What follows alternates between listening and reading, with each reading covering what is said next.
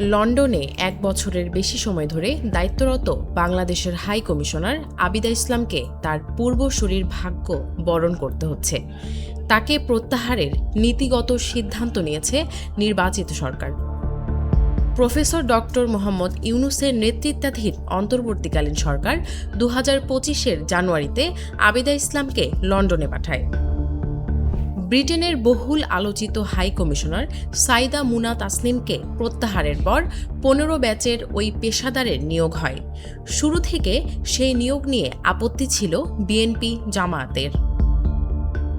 সেগুন বাগিচা এটা নিশ্চিত করেছে যে 17 ফেব্রুয়ারি প্রধানমন্ত্রী তারেক রহমানের নেতৃত্বাধীন বর্তমান সরকার গঠনের পর কোনো রাষ্ট্রদূত হাই কমিশনার বা মিশন প্রধানকে প্রত্যাহারের ঘটনা এটাই সম্ভবত প্রথম। জ্যেষ্ঠ কূটনীতিক আবিদা তার আগে মেক্সিকোতে বাংলাদেশের রাষ্ট্রদূত হিসেবে দায়িত্ব পালন করেন। মেক্সিকোতে যাওয়ার আগে আবিদা ইসলাম দক্ষিণ কোরিয়ায় বাংলাদেশের রাষ্ট্রদূত ছিলেন। কলকাতায় বাংলাদেশের প্রথম নারী ডেপুটি হাই কমিশনার হিসেবেও কাজ করেছেন তিনি। তাছাড়া হেড কোয়ার্টারে তিনি আমেরিকা অনুবিভাগ সহ বিভিন্ন বিভাগ সামলেছেন। News desk, Manabzamin.